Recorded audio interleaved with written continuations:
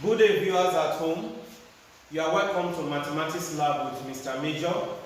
Today, we'll be discussing laws of logarithm. In lesson 1, we talk about the laws of indices. Lesson 2, we talk about initial equation. Lesson 3, we talk about the relationship between indices and logarithm. So today, let's talk about laws of logarithm. Basically, I will be discussing 4 laws. And the first law, which is law number 1, law 1, is the product law. The product law. What is the product law? Now, in the product law, if we have log mn to base a, this is a multiplication expression. M is multiplied by n. According to the product law of logarithm, we will split them, but something will happen when we split them. This is log m to base a plus log n to base a. So, the product law states that for multiplication, we should add them together. That is the product law. Take for instance, if we have something like log 1000 times 100, log 1000 times 100 to base 10. This is a multiplication expression. So apply the product law of logarithm, that becomes log 1000 to base 10 plus log 100 to base 10, which is this log 1000 to base 10 plus log 100 to base 10. You will recall that when we discussed the relationship between indices and logarithm, we said that the logarithm of a number is the power or the number to which that number must be raised. Now, since 1000 is in base 10, that means we look for the power to which 10 must be raised to give us 1000, and that is 3. 10 raised to power 3 will give us 1000. That means log 1000 to base 10 is 3. Then plus, for here, 10 raised to power 2 will give us 100. So log 100 to base 10 is 2. And then finally, 3 plus 2 is equal to 5. And that is the final answer. We can check this from here. We know that 1000 times 100 will give us 100,000. So this is actually the same thing as log 100,000 to base 10. Now, 10 raised to power 5 will give us 100,000. Meaning that log 100,000 to base 10 is equal to 5, which is the same answer we got there. Okay, so now we will be moving to log 2, which is the 40th law. 40th law or division law. For log 2, if we have log m divided by n to base a, this will be subtracted when we split them. So that will be log m to base a minus log n to base a. This is the 40th law. So for division, we subtract. Let us buttress this with an example. Take for instance, you have something like log 1000 divided by 10 to base 10. Applying this law of division, or 40th law, that will become log 1000 to base 10 minus log 10 to base 10. Log 10 to base 10. Now, the logarithm of 1000 to base 10 is 3, because 10 raised to power 3 will give us 1000. So we have 3 minus the logarithm of 10 to base 10 is 1, because 10 raised to power 1 will give us 10. So we have 3 minus 1, and 3 minus 1 will give us 2 as our final answer. Let's check it from here. Let's check it from here. 1000 divided by 10 will give us 100. So that becomes log 100 to base 10. And the logarithm of 100 to base 10 is 2. Because 10 raised to power 2 will give us 100, which is the same answer we got here. So it's 2. Okay, we now move to law number 3. Law number 3 is the power law. The power law of logarithm. For log m raised to power k to base a, this law says that we will use the power to multiply the log. So this k will be multiplying this expression.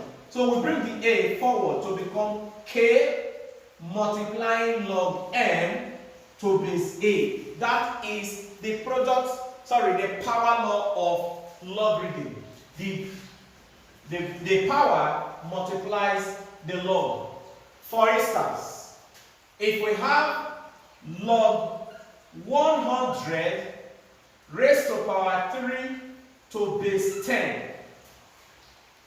For this 3 being the power will be multiplying log 100.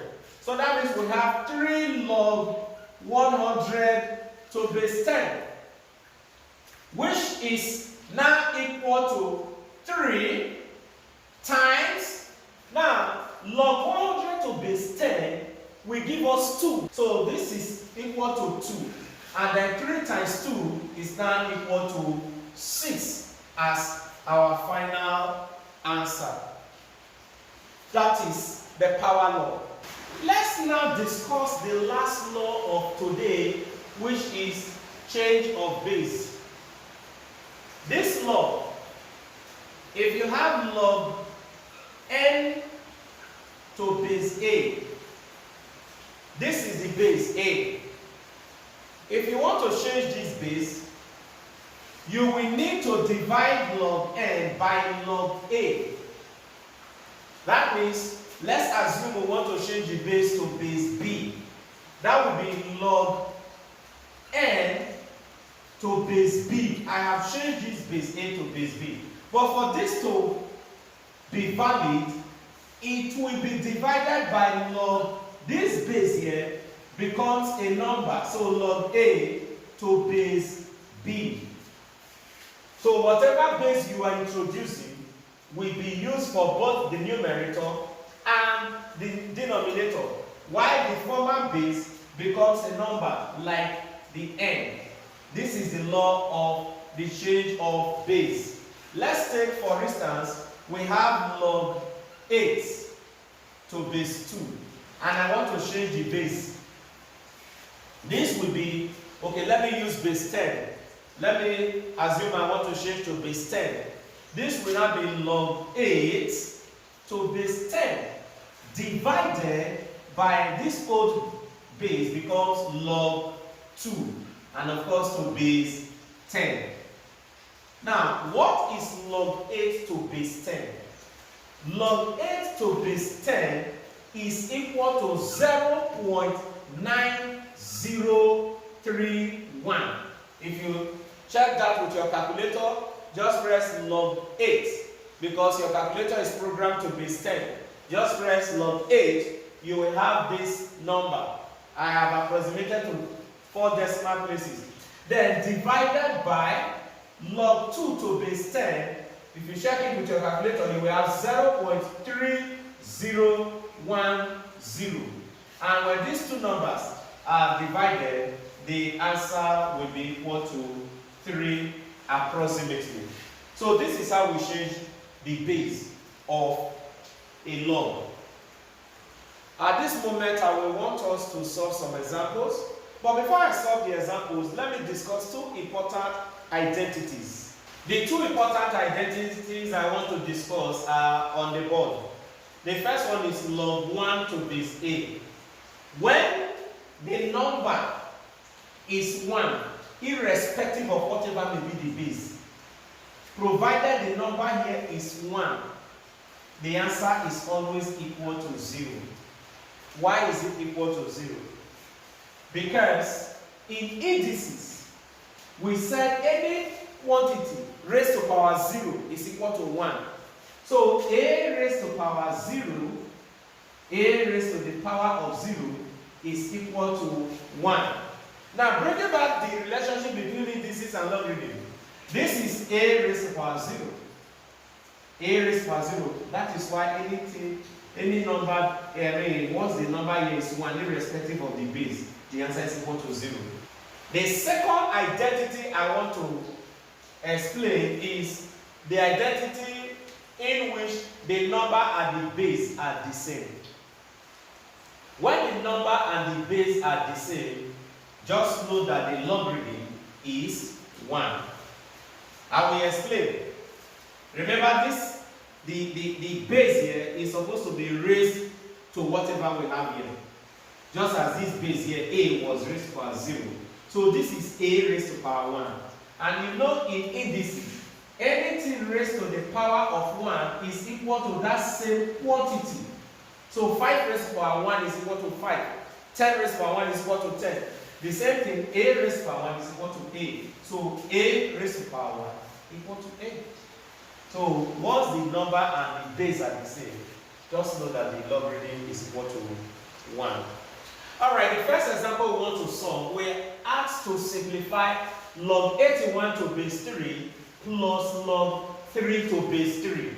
This we apply the first law we discussed today, which is the product law. Since we are having an addition sign here, log 81 to base 3 plus log 3 to base 3.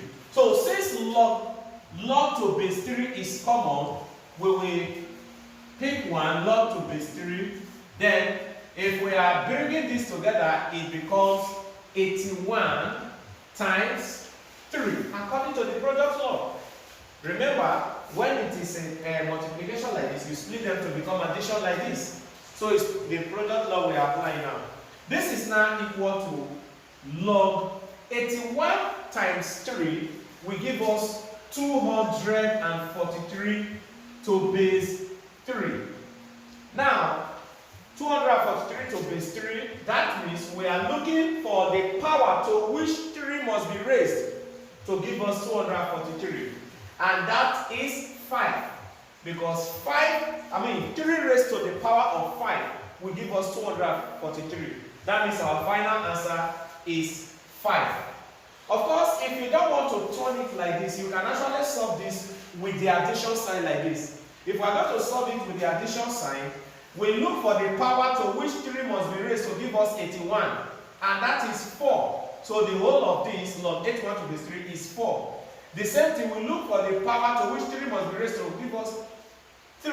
Remember I said in the second identity that when the base and the number are the same is 1. So we have 4 plus 1. And 4 plus 1 will give us 5, just as we have here. So it's the same thing whether you do it this way or that way. In this second question, we are asked to simplify log 125 to base 5 minus log 25 to base 5. Since we have subtraction here, that means we can apply division law or quotient law, that is the second law. So this will be equal to, we just pick one of the log to base 5. So we have log to base 5. Then here, since it's subtraction, that means 125 divided by 25. 125 divided by 25. And of course, 25 here, 1. 25 divided by 125 will give us 5. So what we have now is log, inside the bracket we have 5 over 1, and 5 over 1 is equal to 5. That means log 5 to base 5. Again, the number and the base are the same, so that means our final answer is 1. If you want to solve it from here, log 125 to base 5 is 3, because 5 raised to power 3 will give us 125. Then log 25 to base 5 is 2, because 5 raised to power 2 will give us 25. And of course, 3 minus 2 is equal to 1, which is the same thing. Alright, let us look at question number 3. We are asked to solve for x if 2 log x to base 10 is equal to 3. I'm going to solve this in 2 different ways, though similar. The first way, 2 here is the coefficient of log x to base 10. So we will divide both sides by 2. That will be 2 log x to base 10 divided by 2 equal to 3 divided by 2. So here 2, we cancel 2. So what we have left here is log x to base 10 equal to 3 over 2. Now, you know this is the power to which 10, being the base, must be raised to give us this x. What that means is that we are having x to be equal to 10 raised to power 3 over 2. That is the meaning. X is equal to 10 raised to power 3 over 2. So now let me continue from here. We have x equal to 10 raised to power 3 over 2. That is the same thing as s equal to 10 raised to power, you will agree with me that 3 over 2 in decimal form means 1.5. So that means we have x equal to 10 raised to power 1 times 10 raised to power 0.5. Because 1 plus 0.5 will still give us 1.5. That is a multiplication law of indices. When the bases are the same, we add the powers. So if we add these 2 powers, that is still equal to 1.5. So that means our x is equal to 10 raised to power 1 is 10 times 10 raised to power 0.5 will give us 3.1623 approximately. You can check that with your calculator, you will have the same answer. That means your x is finally equal to 10 times 3.1625 will give us 31.623 as our final answer. I said there are 2 ways you can solve this. So let me look at the second method. Those, like I said, is still similar to this. It's not necessarily a second method, but let's just look at it. Now, the other way you can solve it is this. You will recall that in the power law of indices, I said a power that is here will move here to multiply. So now that it is here, we can bring it here to become a power. So that becomes log x raised to power 2 to base 10 equal to 3. Now that means this is 10 raised to power 3. So we have x squared equal to 10 raised to the power of 3. Meaning we have x squared equal to 10 raised to the power of 3 is 1000. Now since we have squared, that means we will not take the square root. We take the square root of both sides. If we take the square root of both sides, that means square root of x squared equal to square root of 1000. So this we cancel this. We are left with x there. And the square root of 1000, if you check it from your calculator, you are going to have 31.623 as your final answer, just as we have in the first method. Question number 4 says we should find log 16 to base 2 plus log 1 over 2 to base 2. So let's solve it. Log 16 to base 2 plus log 1 over 2 to base 2. This is addition. So we apply the product law by multiplying them together. So we have log 16 times 1 over 2. That is the meaning. 16 times 1 over 2 to base 2. So here, of course, 16 is the same thing as 16 over 1. So 2 here 1, 2 here 8. So what we're having left here is log 8 to base 2. Because 8 times 1 is 8. Of course, 1 times 1 is 1. 8 over 1 is the same thing as 8. Now, to what power can 2 be raised to give us 8? 2 can be raised to the power of 3 to give us 8, meaning our final answer is 3. Here we are asked to evaluate log 5 to base 25. For if the base is 25, 25 cannot be raised to anything to give us 5. Because 25 raised to power 1 is 25, and by the time you raise it to power 2, you are already at 625. So that means there is a need for us to change this base. So I want to change the base. Let me change to base 5. That will be log 5, which is this 5, to base 5. Remember, I said when you are changing the base, the old base become a number. So that becomes log 25 to base 5, which is the base we are changing it to. Now, this is equal to log 5 to base 5 is 1. Because I said when the number and the base are the same, the answer is 1. In other words, 5 raised to power 1 will give us 5. Then over here, log 25 to base 5 will give us 2. Because 5 raised to the power of 2 is 25. So that means our final answer is 1 over 2. Alright, let's solve the question on the board. Log 16 to base 2 plus log 8 to base 2 minus log 4 to base 2 divided by log 2 to base 2. Now, this is very simple. Here we will multiply, here we will divide. So that means we have log 16 times 8 because of the addition there. 16 times 8. So for minus, we now divided by 4.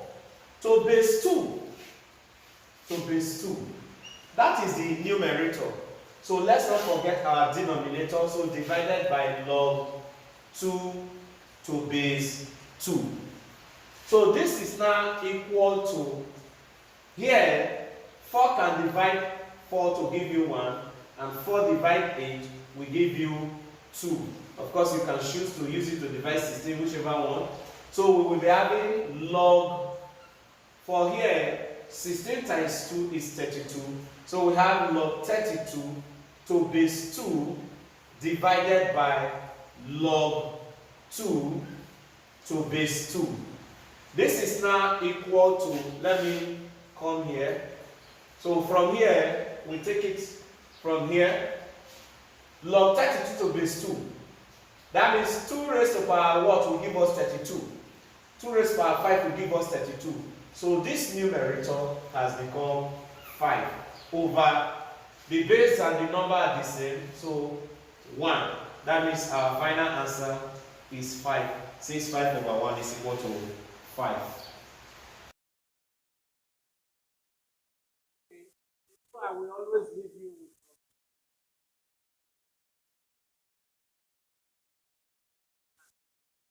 you have this